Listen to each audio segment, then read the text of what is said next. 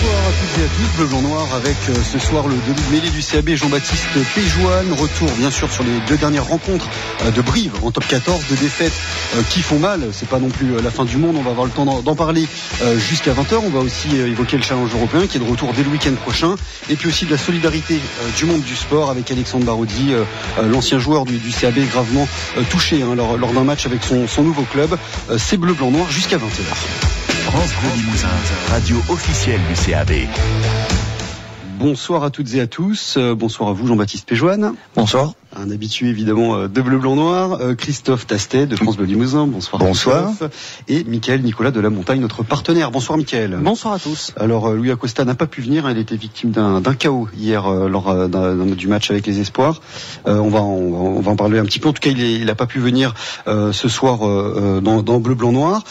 Pour commencer, c'est la coutume, on va laisser la parole à Christophe Tastet. Christophe qui apprécie les lieux. Je vous rappelle qu'on est désormais, suite à l'incendie évidemment au Collonges, nous sommes au Café de Paris. C'est un endroit qui vous plaît bien, Christophe. Oui, donc merci au Café de Paris de bien vouloir nous accueillir ici.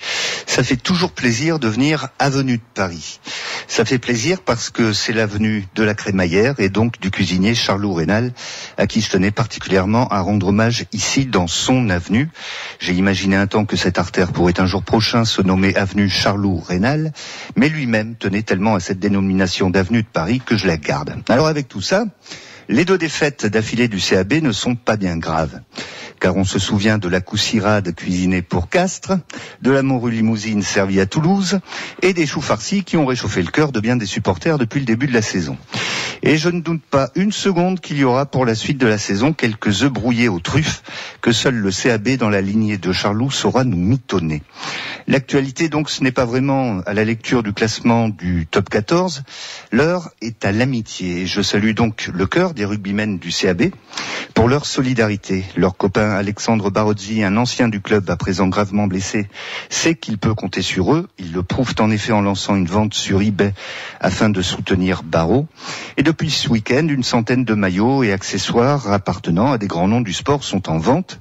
Au final, c'est la générosité de tout le monde du sport qui se manifeste ainsi, se regroupant comme on se retrouverait à table pour partager un bon repas. Et pour passer un bon Noël aussi, tous ensemble, que des yeux d'enfants brillent devant le maillot de Zlatan ou de Zidane, devant le casque d'Olivier Panis, devant la paire de baskets de Tony Parker. Et puis le sport et le classement auront bien le temps de reprendre leurs droits.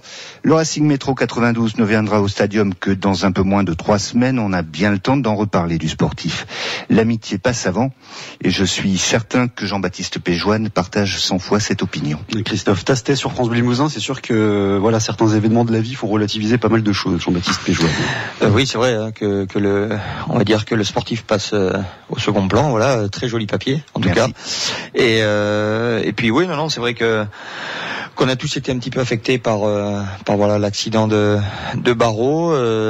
Est arrivé ensuite aussi la maladie d'Olivier, donc c'est vrai que ça nous a tous resserrés. C'est souvent dans les moments difficiles ou voire même des fois dans les défaites qu'on retrouve un peu les valeurs humaines. Et puis c'est vrai que Arnaud Mignardi a su fédérer autour de lui pour créer cette association. On va en parler. Et donc pas mal d'acteurs du sport en France et en Europe ont répondu présent. Donc c'est bien pour Alex, c'est bien pour sa famille. Pour qu'on essaye de créer une belle association avec, c'est vrai, dans un premier temps une vente aux enchères, en espérant pouvoir leur apporter un petit soutien financier et surtout moral. Jean-Baptiste Péjoine, le demi-mêlée du CAB, est avec nous jusqu'à 20h sur France Bleu Limousin. C'est Bleu Blanc Noir. Bleu Blanc Noir. Le rugby aux couleurs de France Bleu et du... Parler de cette solidarité du monde du sport vis-à-vis de votre ami, de votre ancien coéquipier qui est sur un lit d'hôpital. Déjà, est-ce que vous avez des nouvelles assez récentes de lui ? Non, pas particulièrement. Je sais que c'est toujours un peu compliqué, qu'au niveau des sensations, c'est pas encore ça. Après nous on sait aussi que c'est quand même un garçon qui est costaud dans la tête, donc on sait que c'est un grand combat qui l'attend, le combat d'une vie pour lui et sa famille, et on espère qu'il va pouvoir commencer à retrouver un petit peu de mobilité. Pour l'instant c'est pas le cas, mais il a le soutien de tout le club de Brive, aussi de ses anciens coéquipiers de Biarritz et de Auch.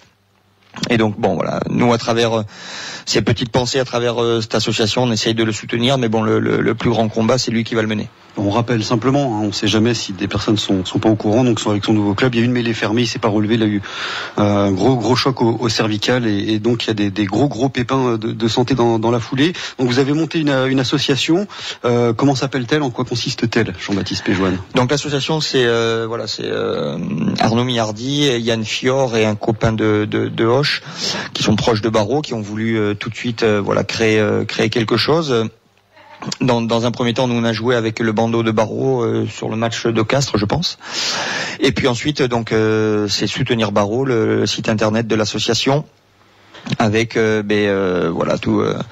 toute la vie de Barreau, tous ses clubs, les membres de l'association, les photos des maillots qu'on va mettre en ligne pour la vente aux enchères. C'est une première étape. Ensuite, on a pas mal d'idées aussi fédératrices autour du sport pour essayer de continuer à penser à lui. Et donc c'est ceux qui ont tous les sportifs professionnels qui ont été sensibles à cette démarche. Ça s'arrête pas au monde du rugby ou au rugby français. Il y a plein de sports et puis on va dans toute l'Europe, voire au-delà.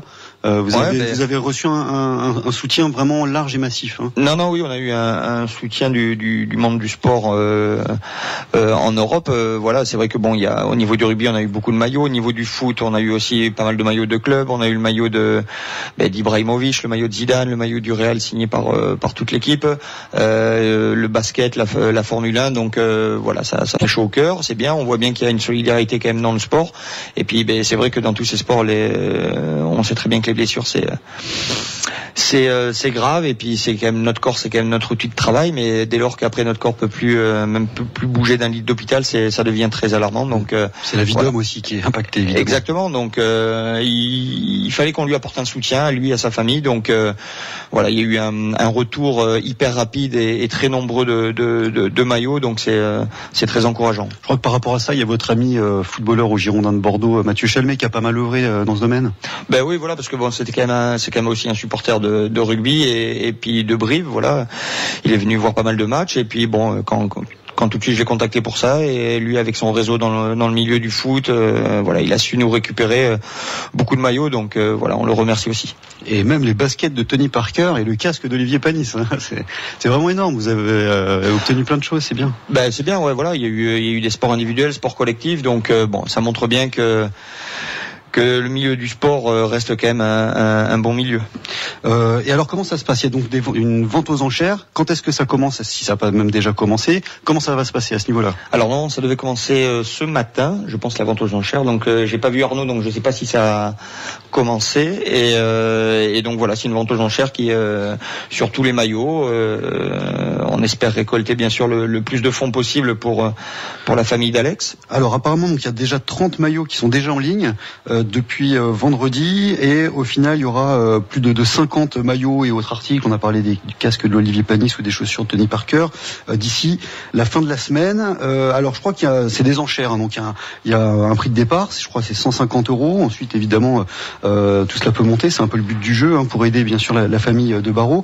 Il y en a un qui est déjà un peu plus de 600 €, c'est le maillot de Maxime Médard en équipe de France. Pour l'instant c'est celui qui a la plus belle dotation. L'idée c'est évidemment de récupérer un maximum d'argent pour aider la famille, parce que évidemment tout ça est triste, c'est malheureux, et en plus ça coûte cher, quoi. Donc il faut aider la famille d'Alexandre Barodi. C'est ça, parce que je pense que derrière il y a toute une logistique à mettre en place. Il n'arrive pas à récupérer toute la mobilité dont il a besoin. Donc on est là pour la vente aux enchères, et puis l'association est là aussi pour pallier à ça, parce que les soins ça coûte cher, etc. Donc on espère que les enchères vont pouvoir monter. En plus en cette période de Noël, ça peut faire des super cadeaux, que ça soit pour des entreprises, pour des enfants, donc on espère que tout le monde répondra présent. Et évidemment, tout le monde ne peut pas non plus se permettre, malheureusement, d'aller enchérir. C'est pas non plus un problème. Vous pouvez aussi apporter un soutien moral, par la pensée. Alors donc le site, pour être précis, c'est soutenirbarreau.fr,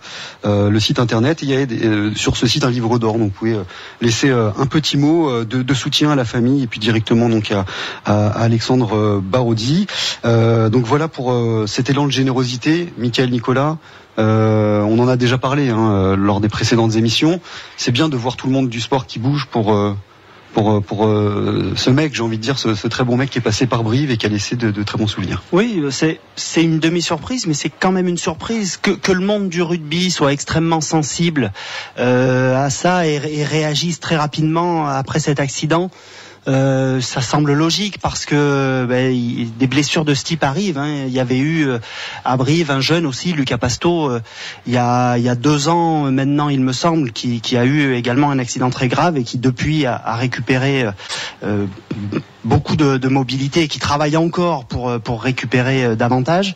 Et il y avait eu là aussi un soutien. C'est quand même assez formidable de voir que les autres sports aussi sont sensibles à ça et que chacun reste pas dans sa case en se disant moi je suis footballeur, ce qui se passe au rugby, que les gens s'intéressent à ce qui se passe et ont envie d'aider et de faire profiter pour une fois dans le bon sens de leur notoriété quand on parle de joueurs comme Ibrahimovic.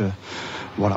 Après, il y a toujours, c'est vrai, parfois des mauvais esprits. Ils vont se dire, attendez, joueurs de rugby professionnels, ça doit gagner plein d'argent. Déjà, tous les professionnels ne gagnent pas des tonnes d'argent.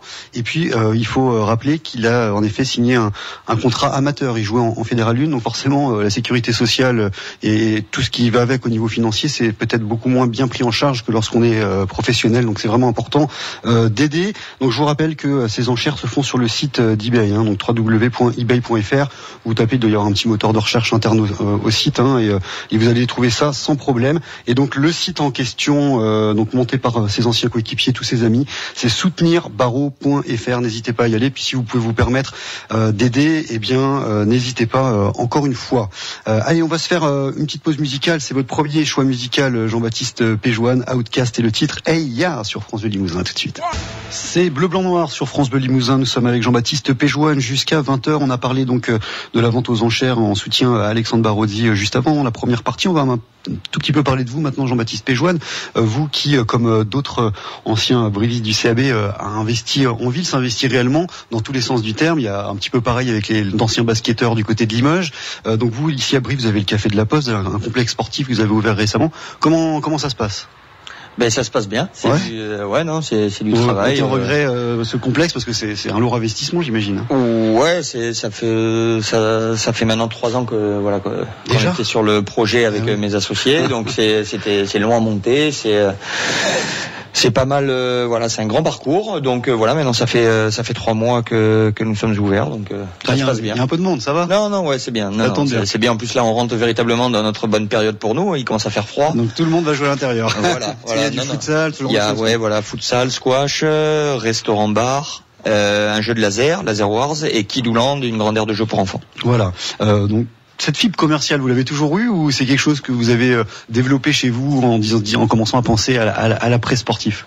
Non, j'ai pas forcément de fibre commerciale. J'avais juste envie de prendre un petit peu mon destin entre mes mains et de me dire que le rugby c'est bien, c'est super. J'étais très très heureux de faire une longue carrière, même si elle n'est pas encore terminée. Mais bon, il faut aussi penser à l'après-rugby. Comme tu disais tout à l'heure, nous, contrairement au foot, on est obligé de travailler et de plutôt bien travailler après le rugby. Donc j'avais envie d'essayer de m'investir dans la ville. Et puis notamment au niveau du complexe, j'ai rencontré donc des associés sur Bordeaux que je leur ai fait découvrir la ville, je leur ai fait découvrir un emplacement. Et puis on a décidé d'y aller. Et puis voilà.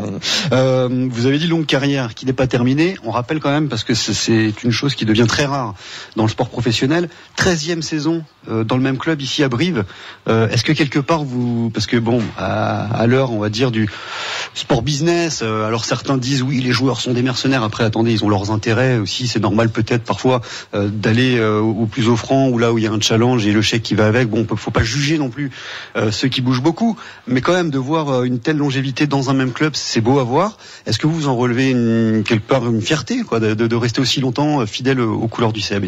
Non, oui, c'est sûr que je suis fier vis-à-vis de ma famille parce que j'ai toute ma famille est née à Brive, j'ai encore mes grands-mères qui y vivent, je sais que mes grands-pères étaient des très grands supporters du club, il m'a amené voir les Brive Clermont de l'époque, donc non, c'était une fierté de pouvoir jouer sous ce maillot. Au début de ma carrière, j'ai un de mes grands-pères qui a pu même venir me voir jouer, donc je suis très content. Après c'est vrai que je suis resté à Brive peut-être par confort, je sais pas.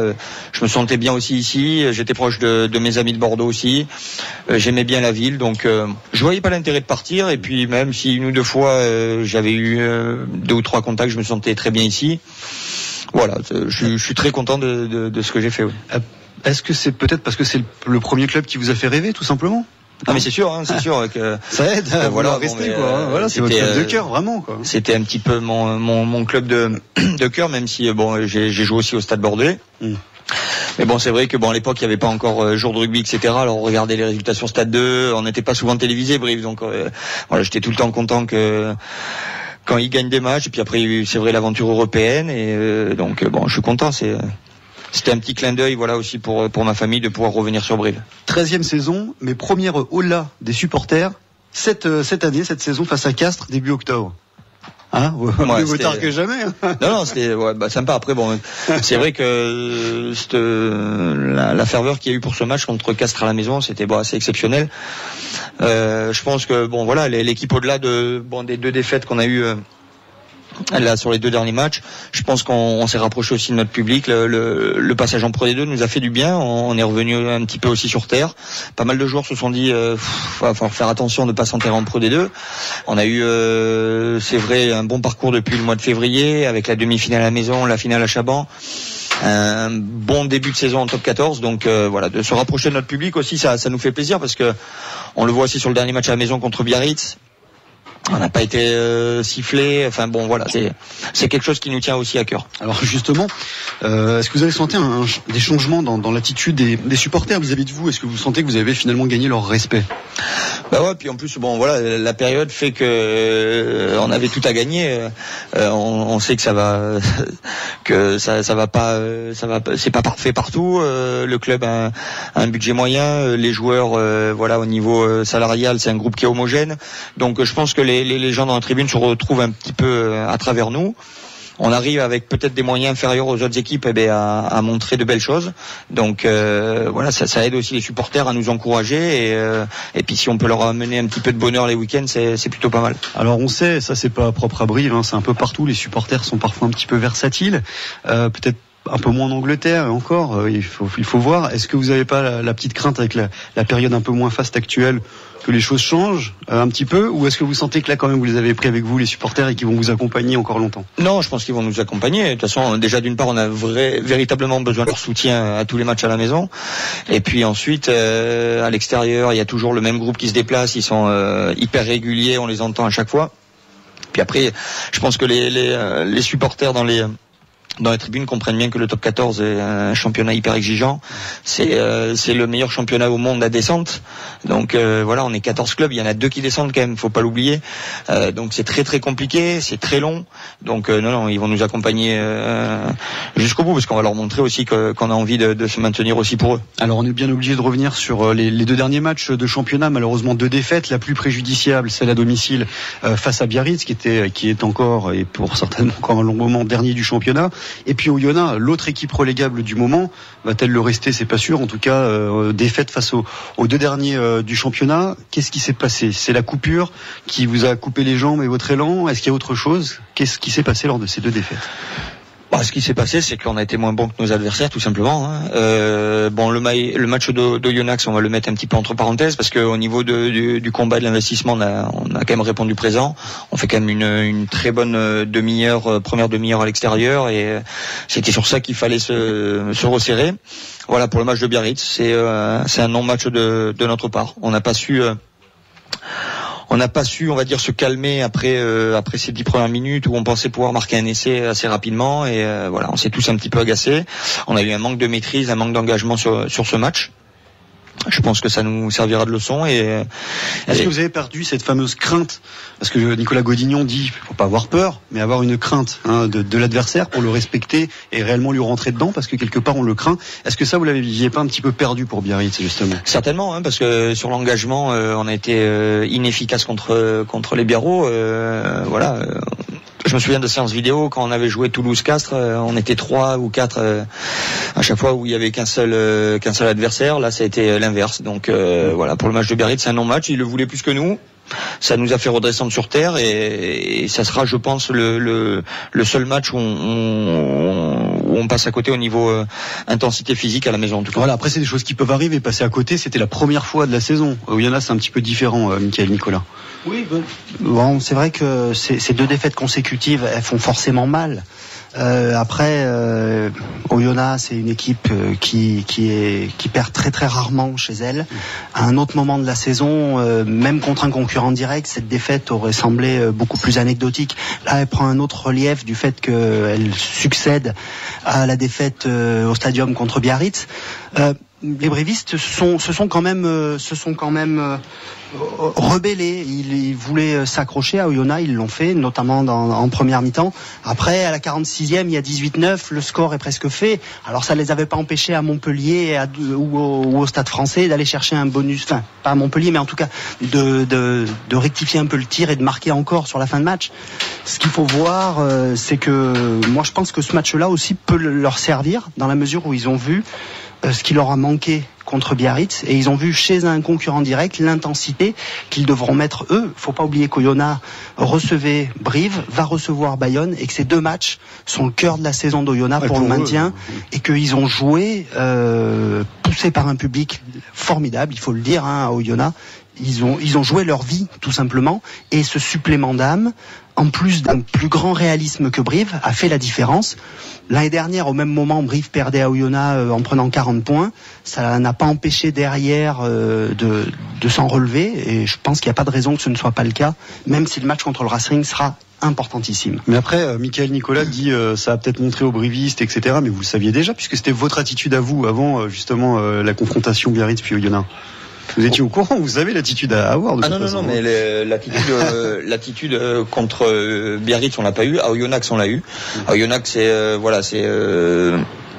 ils ont eu c'est vrai comme tu le disais, ils ont eu un plus grand réalisme. Ils nous ont mis dans un coin, on n'a pas pu se sortir de notre camp et ensuite l'ordi ça a enchaîné les pénalités. Bon, après ils ont marqué un essai un peu en fin de match. Le score est flatteur pour eux, je pense, mais bon, ils ont été plus cohérents que nous, on va dire tactiquement. Après sur l'engagement, quand même, bon, on peut voir, on voit bien quand même notre seconde ligne qui a fait un très gros match sur l'engagement. Notre touche défensive a été en place. Voilà, on a une base de travail, ça, elle est là, il n'y a pas de souci. Maintenant, c'est vrai que le match du Racing sera prépondérant. Mais simplement, vous dites que vous avez une base solide, et oui, c'est certainement le cas, et tant mieux. Mais est-ce que ça vous quand même pas un petit peu trop entamer le capital confiance, cette défaite face à Biarritz, parce que on sait que c'est toujours très long à faire, comme dans la vie, hein, les choses sont longues à construire, longues à faire monter, et puis tout peut se casser la figure avec un match, un événement. Est-ce que le capital confiance n'est pas trop entamé après cette mauvaise défaite à domicile? C'est la loi du sport, hein, des fois de tout perdre sur un match. Comment vous le sentez là pour ce groupe du CAB là? Il nous reste 13 matchs. L'impact que ça a pu avoir sur vous? Non, il n'y a pas eu d'impact. Il y a juste eu qu'on est redescendu un petit peu de notre petit nuage, hein, c'est sûr. Hein. On était invaincu à la maison, en plus avec des belles prestations. On avait gagné en mettant la manière. Voilà, là on va rentrer dans une période un petit peu plus compliquée au niveau on va dire au niveau de la météo, au niveau des terrains. Donc on va se resserrer sur ce qu'on sait faire. Et puis mes coéquipiers et moi-même, on sait très bien qu'on va y arriver, qu'on peut y arriver. Ouais, voilà, vous restez confiant pour l'avenir, bien sûr. Michael Nicolas de la Montagne. Et bon, juste précision, je voulais pas dire que les brévistes avaient oublié l'engagement parce qu'ils l'ont montré sur le début de saison. Et ils sont portés en plus par la dynamique de la montée et de leur début de saison. Je pense c'est plutôt à une piqûre de rappel. Ouais, par contre, ce qu'on a vu, pas, quoi. Ouais, d'accord. Non, mais voilà. Par contre, ce qu'on a vu peut-être, c'est qu'ils ont franchi un palier très important entre la Pro D2 et l'accession et le début du top 14, en mettant en place un rugby ambitieux, un rugby basé sur la possession, en ayant beaucoup le ballon et sur l'impact physique, notamment avec Sissa Koyama et Bolé, qui leur a permis quand ils avançaient de marquer et d'avoir un réalisme. Depuis 2 matchs, face à des défenses, même si on pourra toujours disserter et peut-être polémiquer sur l'arbitrage contre Biarritz avec des hors-jeux. C'est sûr que c'est beaucoup plus difficile de percer la défense adverse quand le mec est directement sur l'attaquant. Mais en tout cas, ils ont vu qu'ils ne pourraient peut-être pas, dans le rugby d'hiver, garder le ballon en permanence pour user les défenses et qu'il fallait peut-être, ce qu'ont bien fait Urdapilleta et Figueroa, occuper un petit peu différemment au pied pour chercher pour mettre la pression sur l'adversaire, et c'est ce qu'Oyonnax a su bien faire pour leur faire des fautes. Alors après, il y a des fautes stupides de Brive l'autre soir à Oyonnax, mais il y a aussi des fautes qui sont venues sur la fin de match et sur la fin de la première mi-temps, de la pression incessante que réussissait à mettre Oyonnax, même si les brivistes répondaient dans le combat. Et eux, ils doivent réussir à l'inverser cette pression. C'est pour ça que nous, ce matin, on l'a écrit, et bon, ce n'est que notre avis, mais je pense que Brive doit passer un nouveau cap. Il en a passé un important en réussissant un très bon début de championnat. Et assez rapidement. Et il doit en passer un autre stratégiquement, parce que en face, maintenant, il y a des adversaires qui adaptent leur défense au jeu basé sur la possession, et qu'ils doivent essayer de trouver quelques petites failles. Les adversaires s'ajustent. Brive doit s'ajuster à son tour. Je pense qu'ils en ont les moyens, puisqu'ils ont cette confiance justement qu'il leur reste de l'année dernière et du début de saison. D'accord avec ça, Oui, non, mais c'est vrai que c'est une bonne réflexion. C'est sûr qu'avec un temps, on va dire de la pluie, un terrain boueux, c'est sûr que d'avoir le ballon, c'est pas forcément très positif. On peut très bien aussi faire conquête, jouer au pied-touche, mêler, etc. Après, bon, c'est quand même c'est quand même moteur d'avoir le ballon, c'est quand même moteur de pouvoir le porter, d'avancer. C'est sûr que maintenant beaucoup d'équipes nous connaissent, ils travaillent aussi à la vidéo, ils voient que si ça a souvent le ballon, il nous met souvent dans l'avancée, donc on s'est fait peut-être contrer, c'est vrai, sur le match de Biarritz à la maison. Voilà, à nous de travailler, à nous de mettre peut-être en place une petite modification sur notre jeu, et puis après voilà, je vois pas pourquoi on pourrait pas recommencer notre début de saison avec la phase retour. Vous avez l'effectif pour tenir jusqu'à la fin de saison. Est-ce qu'on peut parler d'un éventuel sur-régime avant, ou pas du tout, ou c'était simplement une erreur de parcours? Non, il y a pas de sur-régime, parce que je pense aussi que le staff arrive bien aussi à nous ménager. On est en forme physique, il y a pas de souci. Après, c'est sûr qu'il faudra pas avoir trop de blessés, parce que on a une profondeur de banc qui est pas celle du Stade Toulousain ou de Clermont. Donc voilà, il faudra compter sur nos forces pour pouvoir se maintenir. Donc on rappelle qu'on est maintenant à la mi-saison, qu'à la mi-saison, donc Brive est redescendu à la 11e place avec 3 points d'avance sur le premier relégable qui est Oyonnax, donc votre dernier adversaire.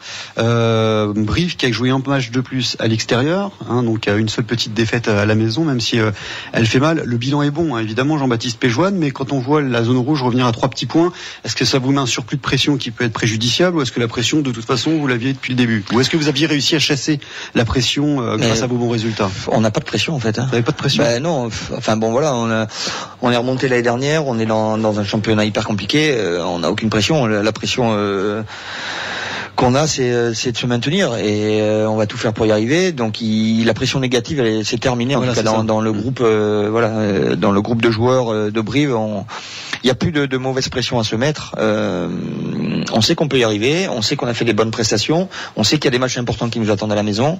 On va pas se mettre une pression démesurée.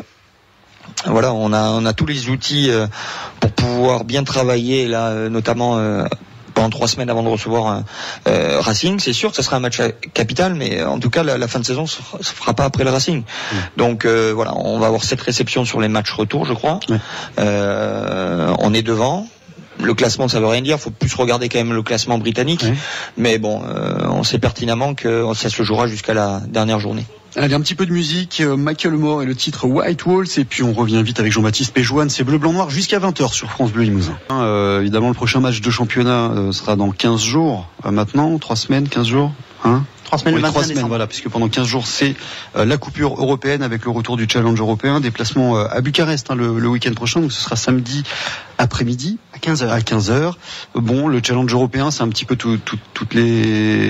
à chaque fois un petit peu pareil, on avance, on voit un petit peu ce qui se passe. Et puis lors des derniers matchs, si qualification il y a, là on s'investit peut-être un petit peu plus. Comment vous voyez l'ambition briviste dans cette compétition? C'est un peu ça. C'est voilà, on voit les matchs de poule, comment ça se présente, et puis si on a la possibilité d'avoir un quart de finale à domicile, souvent on met un dernier coup de rein pour pouvoir l'obtenir, ce qui nous permet après d'avancer dans la compétition. Après, il faut pas laisser non plus trop de force, mais c'est quand même une compétition qui permet à pas mal de joueurs et de jeunes joueurs d'avoir du temps de jeu et de commencer à progresser au sein du club. J'avais complètement oublié, on a 2 questions d'auditeurs concernant le match d'Oyonnax. Alors il est jamais trop tard pour rattraper les bêtises. D'abord une question alors on va essayer de faire pas trop long parce qu'on a pris du retard.